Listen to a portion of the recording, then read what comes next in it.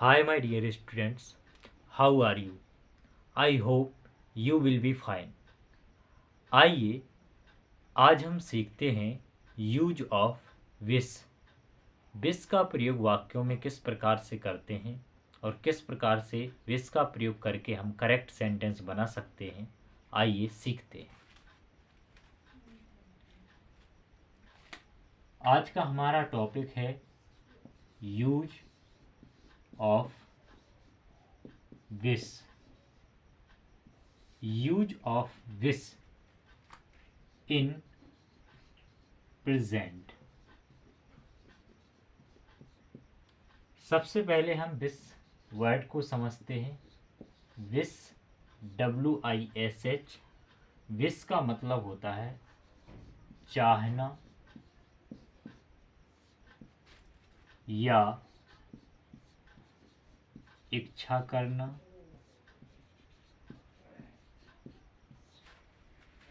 या कास।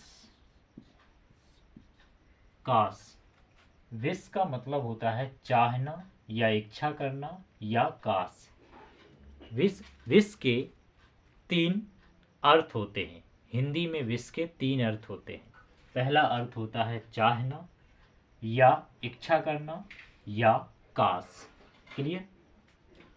वाक्य में इसका प्रयोग आई विश के साथ करते हैं। आई विश मीन्स होता है काश। विश के साथ जब आई सब्जेक्ट जोड़ते हैं तो इसका मतलब होता है काश, लेकिन सिंगल विश का मतलब होता है चाहना या कोई इच्छा करना। I wish. तो हम आज इसी का यूज पढ़ेंगे, आई विश का। आई विश को सेंटेंस में किस प्रकार से यूज करते हैं। क्लियर? तो सबसे पहले तो विश का अर्थ समझ लीजिए कि विश का मतलब होता है चाहना या इच्छा करना या काश, और आई विश का मतलब होता है काश। क्लियर? चलिए देखते हैं। सबसे पहले इसका फॉर्मूला समझते हैं।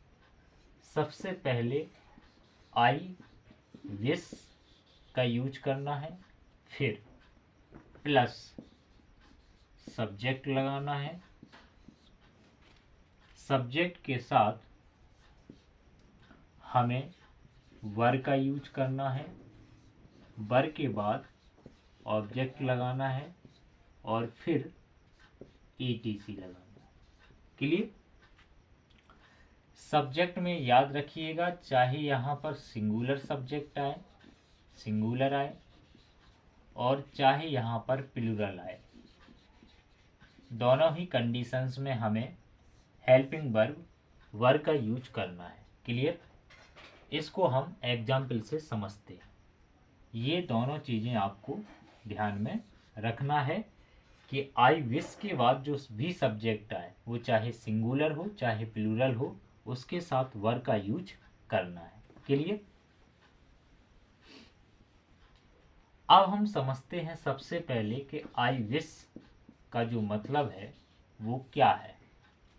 आई विश का मतलब होता है काश, और इसका दूसरा मतलब है मैं चाहता हूं। क्लियर? इन दोनों शब्दों का यूज आप आई विश के संदर्भ में कर सकते हैं या हिंदी अर्थ में कर सकते हैं। आई विश मीन्स होता है काश या मैं चाहता हूं। क्लियर? वाक्य दोनों प्रकार से लिखा जा सकता है और दोनों ही प्रकार से बनाया जा सकता है। आइए एग्जाम्पल से समझते हैं तो हम आसानी से इसको समझ पाएंगे। मैं चाहता हूं वह मेरा मित्र हो। क्लियर? तो मैं चाहता हूं वह मेरा मित्र हो। मैं चाहता हूं, मैंने अभी आपको बताया कि मैं चाहता हूं की जो मीनिंग है वो क्या बनाना है, आई विश बनाना है। तो बनाएंगे हम आई विश। क्लियर। कॉमा नहीं लगाना है, कुछ भी नहीं लगाना है, सीधा डायरेक्ट सब्जेक्ट लिखना है। तो I wish he. Clear. I wish he. यहाँ पर आप कैपिटल भी लिख सकते हैं और स्मॉल भी लिख सकते हैं। आई विश ही। मैंने अभी बताया था आपको कि I wish plus subject plus verb, प्रत्येक सब्जेक्ट के साथ वर का यूज करना है। आई wish he were my friend. My friend. Clear.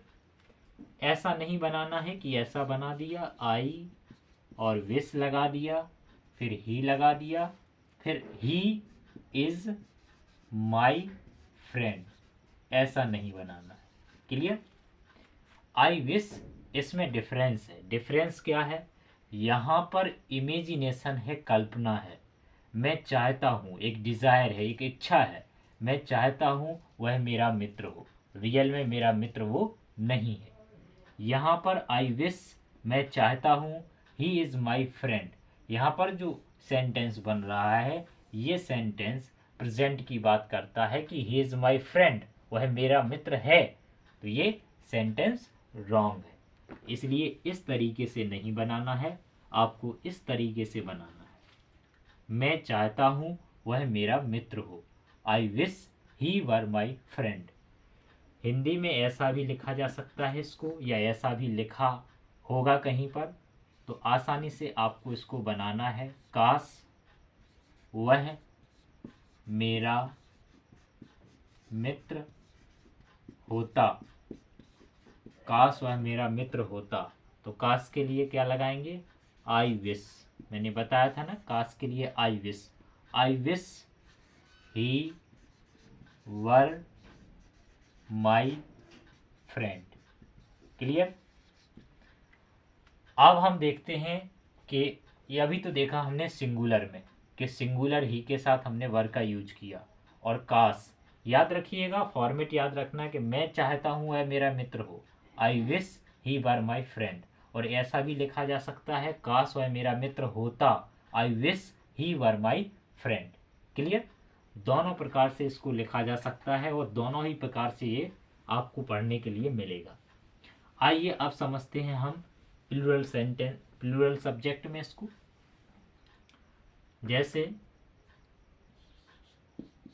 मैं चाहता हूँ तुम महान बनो। क्लियर। तो मैं चाहता हूँ, आई विश यू। अब यहाँ यू पर, यू के साथ भी आपको वर का ही यूज करना है। You were be great. बनना के लिए मैंने वी का यूज किया है, आप चाहें तो कर भी सकते हैं और नहीं चाहें तो कर भी सकते हैं, और नहीं चाहें तो नहीं भी कर सकते। दोनों ही स्थितियों में ये करेक्ट होता है सेंटेंस। मैं चाहता हूँ तुम महान बनो। आई wish you were be great. Clear. क्योंकि बी का प्रयोग कुड बी के साथ, कुड के साथ होता है, लेकिन यहाँ पर मैंने वर के साथ किया है, तो ये करेक्ट है। बट लेकिन अगर इसका यूज नहीं करना है तो नहीं भी कर सकते हैं। आई wish you were be great. Clear.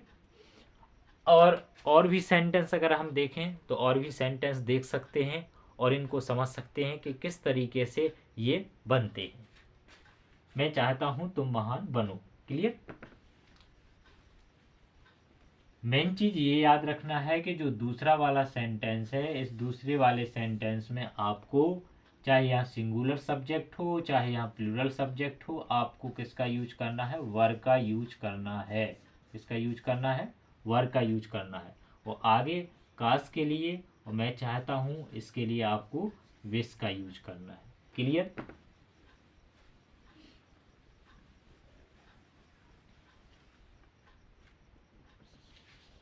काश तुम वहाँ होते। क्लियर। तो I wish you were there. Clear. काश, आई विश तुम यू वहाँ होते, तो यू के साथ क्या लगाना है, वर, वर, वर देयर। क्लियर। काश तुम वहाँ होते, काश मैं उसे समझता। क्लियर। तो I wish I were him understand, sorry, I were understand him. Clear. अब यहाँ पर एक चीज और याद रखिएगा कि मैं उसे समझता हूँ। आई वर हिम, पहले हिम का यूज भी कर सकते हैं, अंडरस्टैंड भी लगा सकते हैं। और आई वर अंडरस्टैंड हिम, मैं उसे समझता हूँ। क्लियर। मैं उसे समझता हूँ, ये वाला सेंटेंस मैं नहीं बना रहा हूँ। क्लियर। काश मैं उसे समझता, यहाँ पर समझता एक कल्पनात्मक बात हो रही, काश मैं उसे समझता, मैं समझता नहीं हूँ। Clear. I wish I were understand him. याद रखिएगा, छोटी छोटी बारीकियां हैं। हो सकता है आपको ऐसा लगे कि सेंटेंस गलत है, जबकि सेंटेंस गलत नहीं है। हमें उसकी बारीकियां पकड़ना है कि आखिर जहाँ पर प्रेजेंट इंडेफिनिट टेंस होता है तो वहाँ पर किस तरीके से बनता है, और यहाँ पर प्रेजेंट में हम विश का यूज कर रहे हैं तो किस तरीके से बनाते हैं, क्योंकि बहुत डिफरेंस है शब्द में भी और उसके स्पेलिंग्स में भी। देखना, काश मैं उसे समझता, समझता हूँ नहीं है, मैं उसे समझता, काश, तो ये कल्पनात्मक वाक्य। I wish I were understand him. Clear. काश तुम वहाँ होते, I wish you were there. Clear.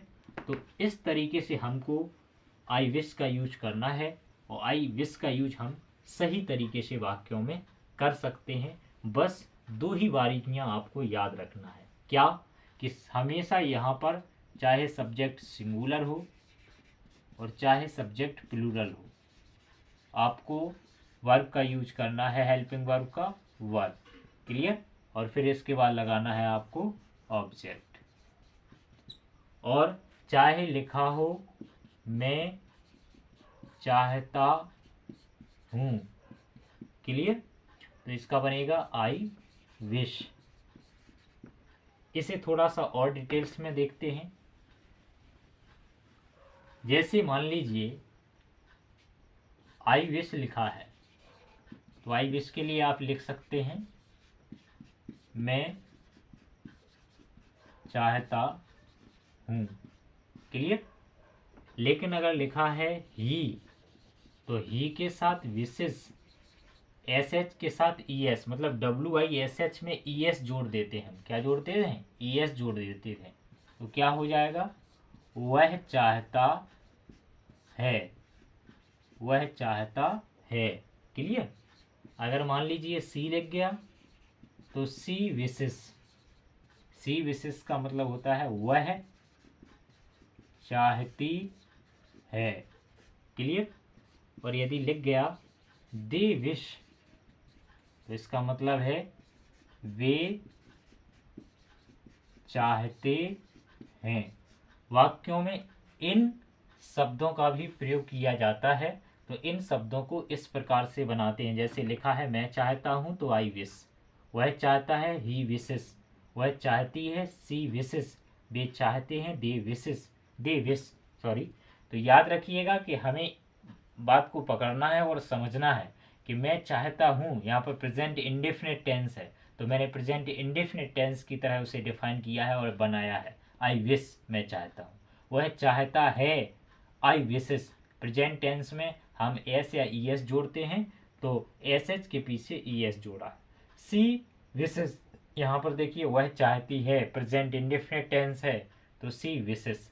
They wish, वे चाहते हैं, यहाँ पर प्रेजेंट इंडेफिनिट टेंस है। क्लियर। तो प्रेजेंट इंडेफिनिट टेंस में कई चीज़ें इंक्लूड हैं, तो उनको हमें बारीकी के साथ समझना है, और बारीकी के साथ उनकी जो बारीकियां हैं उनको भी पकड़ना है। क्लियर।